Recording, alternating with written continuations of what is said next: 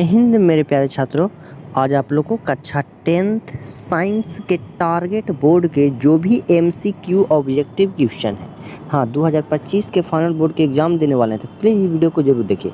काहे कि साइंस के 40 ऐसे ऑब्जेक्टिव क्वेश्चन लेकर आए हैं जो 2025 में ज़्यादा से ज़्यादा ऑब्जेक्टिव में नंबर आने का पूरी चांस है। अगर 400 प्लस नंबर लाना चाहते हैं 2025 के फाइनल बोर्ड में तो इस वीडियो को ज़रूर देखिए।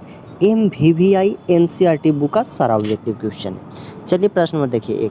एक नंबर प्रश्न करा है कि समतल दर्पण द्वारा बना प्रतिबिंब होता है, वास्तविक होता है कि काल्पनिक होता है कि दोनों होता है कि इनमें से कोई नहीं। तो आप लोग कन्फर्म याद रखिएगा, समतल दर्पण द्वारा जो बना प्रतिबिंब होता है हमेशा काल्पनिक होता है।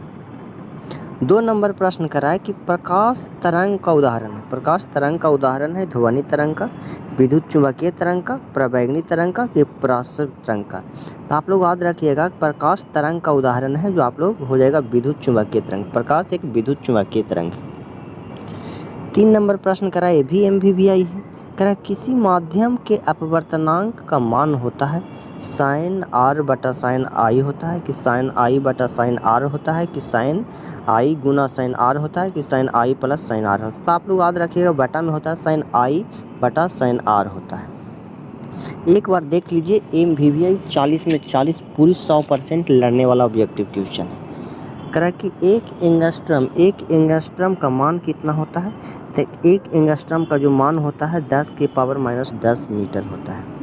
5 नंबर प्रश्न करा है कि स्पेक्ट्रम में किस रंग की किरण का झुकाव अधिक होता है, लाल का कि पीला कि बैगनी कि हरा। तो आप लोग याद रखिएगा बैगनी। स्पेक्ट्रम में बैगनी रंग का झुकाव सबसे अधिक होता है। प्लीज़ चैनल पर नए तो जरूर सब्सक्राइब कर लीजिए और वीडियो को शेयर जरूर कीजिए।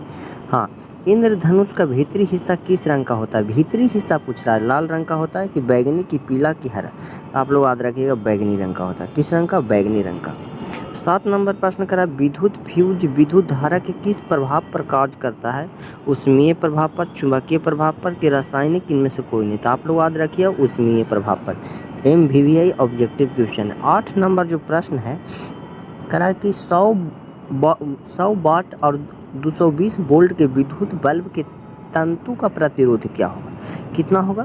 तो आप लोग जरूर याद रखिएगा 484 ओम होता है। कितना, 484 ओम होगा।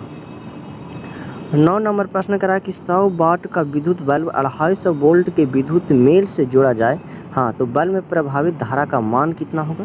तो आप लोग ये आप लोग कमेंट करके बताइएगा। प्रश्न नंबर 9 के आप लोग कमेंट करके बताइएगा। 10 नंबर प्रश्न करा कि निम्नलिखित में कौन सा पद विद्युत परिपथ में विद्युत शक्ति को निरूपित नहीं करता है। तो आप लोग याद रखिएगा IR², यानी ऑप्शन बी बिल्कुल राइट आंसर हो जाएगा।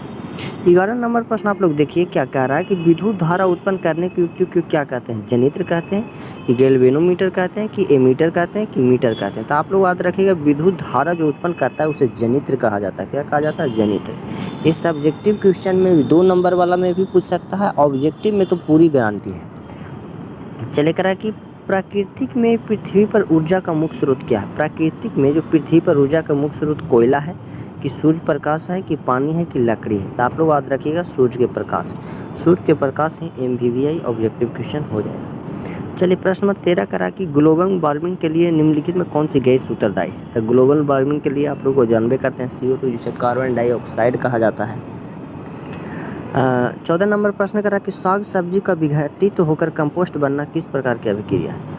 उसमें शोषी उसमें छेपी की, उसमें गामे की प्रतिस्थापन। तो आप लोग याद रखिएगा उसमें छेपी अभिक्रिया है। कौन सी, उसमें छेपी। चलिए 15 नंबर प्रश्न करा कि Zn+CuCO4, हाँ अभिक्रिया करके Zn SO4+Cu बनाता है। तो दी गई रासायनिक अभिक्रिया किस प्रकार की है ये पूछ रहा है आप लोग। तो आप लोग कमेंट करके बताइए। देखिए ये कौन सी अभिक्रिया है। तो आप लोग याद रखिएगा ये एक विस्थापन अभिक्रिया है। क्या है, एक विस्थापन अभिक्रिया है। चलिए 16 नंबर प्रश्न आप लोग जानते होंगे कि संगमरमर का रासायनिक सूत्र क्या होता है। एक बार आप लोग कमेंट करके बताइएगा संगमरमर का रासायनिक सूत्र क्या होता है। तो CaCO3 होता है। क्या होता है, CaCO3 होता है। 17 नंबर प्रश्न करा है कि कोई विलयन लाल लिटमस को नीला कर देता है जिसका pH मान, आप लोग याद रखिएगा जिसका pH मान, हाँ अगर जिसका pH मान क्षारीय हो वह नीला कर देगा, यानी 10 होगा। जिसका pH मान कितना होगा, 10। 18 नंबर प्रश्न करा सीसा और टीन के मिश्र धातु को क्या कहते हैं? तो सीसा और टीन के मिश्र धातु को सोल्डर कहा जाता है। क्या कहा जाता है? सोल्डर। चलिए 19 नंबर प्रश्न करा शुद्ध सोना को व्यक्त किया जाता है। शुद्ध सोना को हम 24 कैरेट में व्यक्त करते हैं। कितना कैरेट में? 24 कैरेट में। 20 नंबर प्रश्न करा कि एक धातु जो हथेली पर पिघलने लगती है सोडियम कहा जाता है कि सीरियम की चांदी की लिथियम? तो आप लोग याद रखिएगा ये सीरियम कहा जाता है। 21 नंबर प्रश्न करा कि C6H6 का आणविक द्रव्यमान कितना होता है? तो आप लोग याद रखिए 72 होता है कि 180 होता है कि 82 कि 78? तो आप लोग याद रखिएगा 82 होता है। 22 नंबर प्रश्न करा कि निम्नलिखित में कौन सा एरोमेटिक हाइड्रोकार्बन है? CH4 कि C2H4 कि C6H6 कि 3AH8? तो आप लोग याद रखिएगा C6H6 एक एरोमेटिक हाइड्रोकार्बन है। 23 नंबर प्रश्न करा कि एल्कोहल श्रेणी का सामान्य सूत्र क्या होता है? तो आप लोग याद रखिएगा CnH2n+1OH होता है। 24 नंबर प्रश्न करा कि एथिलीन का यूपीएससी नाम क्या होता है? तो एथिलीन का यूपीएससी नाम एथेन होता है। क्या होता है? एथेन होता है। 25 नंबर प्रश्न का आप लोग कमेंट करके बताइए कि आवर्त सारणी में कितने वर्ग होते हैं? AMVVI प्रश्न है 2025 के लिए, जरूर आप लोग याद रखिएगा। 26 नंबर प्रश्न करा कि हीलियम कैसा तत्व होता है? हीलियम एक अक्रिय तत्व है। ऑप्शन ए बिल्कुल राइट आंसर हो जाएगा। 27 नंबर प्रश्न करा कि स्वपोषी पोषण के लिए आवश्यक है कार्बन डाइऑक्साइड के क्लोरोफिल के सूर्य के प्रकाश के सभी? तो आप लोग याद रखिएगा सभी हो जाएगा। स्वपोषी पोषण के लिए आवश्यक सभी चीज़ की जरूरत होती है। 28 नंबर प्रश्न करा कि पादप में जाइलम उत्तरदायी होता है। पादप में जो जाइलम उत्तक है जो उत्तरदायी होता है जो जल के वाहक के लिए होता है। फ्लोएम उत्तक का काम है जो प्रकाश संश्लेषण के द्वारा जो पेड़ पौधे पर भोजन का निर्माण हुआ उसको सभी भागों में पहुंचाना, जरूर आप लोग याद रखिएगा। 29 नंबर प्रश्न करा कि मानव हृदय का औसतन प्रकुचन दाब कितना होता है? तो औसतन जो होता है प्रकुचन दाब 120 होता है। अनुशीतलन पूछे तो आप लोग याद रखिएगा 80 होता है।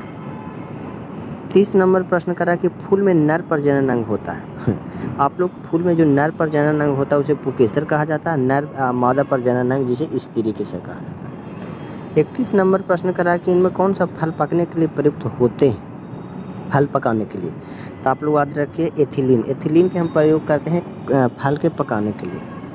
32 नंबर प्रश्न करा कि प्रतिवर्ती चाप कहाँ बनते हैं? तो आप लोग याद रखिएगा मेडुला।